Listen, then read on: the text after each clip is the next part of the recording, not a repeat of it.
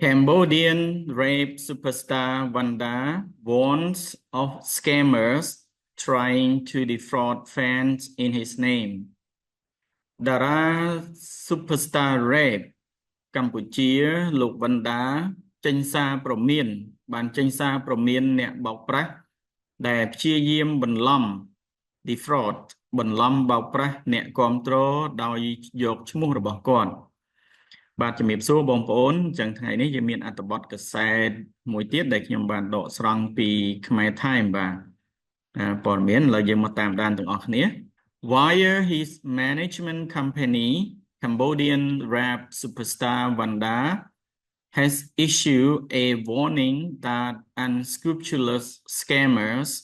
are trying to defraud fans by using his name and image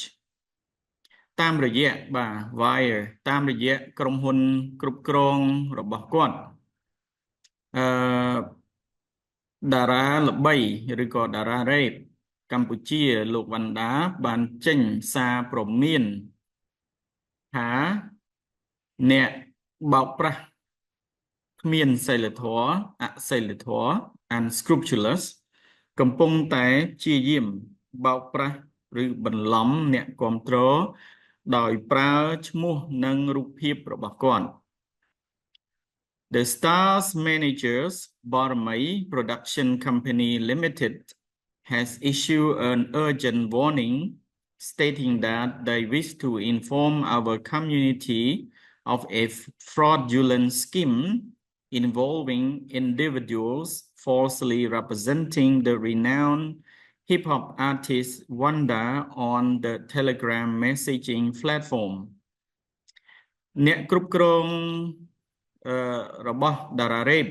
បាទនេះ Superstar គេកាត់សេកាត់មកថានេះជា rape superstar បាទក្រុមហ៊ុនផលិតកម្មបរមី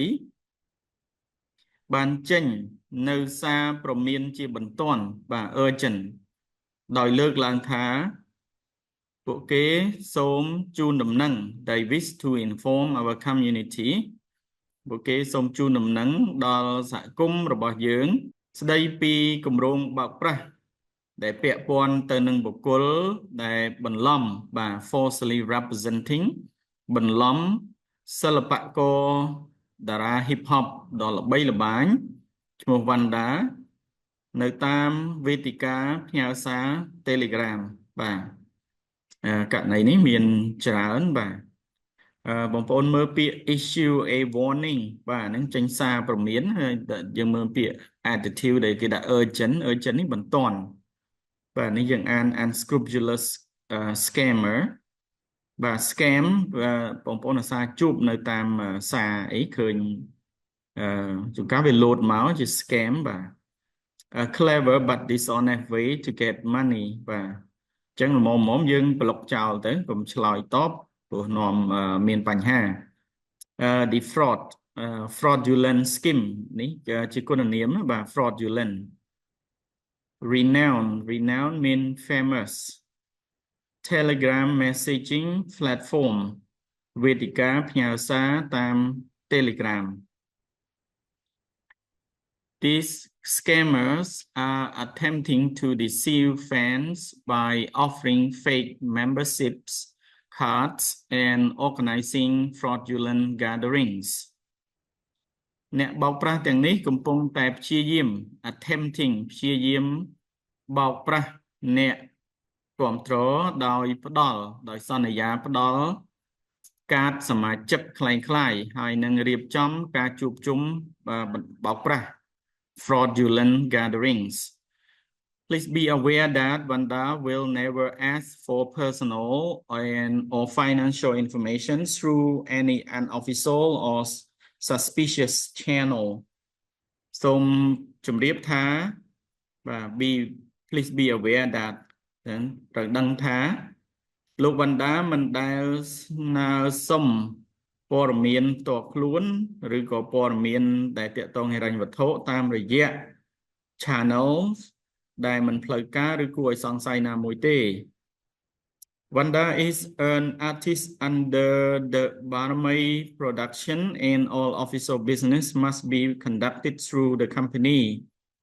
លោក VannDa គឺជាសិល្បករមួយរូបនៅក្រោមផលិតកម្មបរមីហើយរាល់ការធ្វើអាជីវកម្មផ្លូវការទាំងអស់ត្រូវតែធ្វើឡើងតាមរយៈក្រុមហ៊ុន All legitimate information regarding VannDa and his work can only be found on his official media pages and channel and on Burmese Productions official social media pages and channel ព័ត៌មានស្របច្បាប់ទាំងអស់បាទ legitimate lawful ស្ដីអំពីលោក VannDa ហើយនឹងការងាររបស់គាត់អាចរកបាន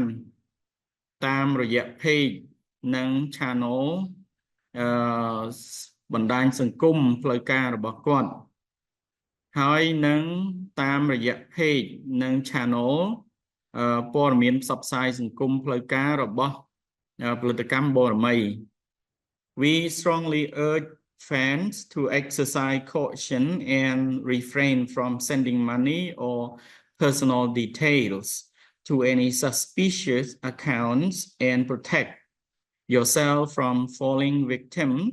to these fraudulent schemes. Thank you. យើងសង្ឃឹមយ៉ាងមុតមមថាអ្នកគ្រប់គ្រងធ្វើការប្រុងប្រយ័ត្នខ្ពស់បាទនេះយើងអាចប្រែមួយទៀតថាយើងសូមជំរុញដោយមុតមមសូមឲ្យអ្នកគ្រប់គ្រងធ្វើការប្រុងប្រយ័ត្នខ្ពស់ exercise caution and refrain ហើយជៀសវាងការផ្ញើលុយឬក៏ព័ត៌មានផ្ទាល់ខ្លួនទៅកាន់គណនីដែលគួរឲ្យសង្ស័យណាមួយហើយដើម្បីការពារខ្លួនពីការធ្លាក់ខ្លួនជាជនរងគ្រោះចំពោះគម្រោងបោកប្រាស់ទាំងនេះអរគុណ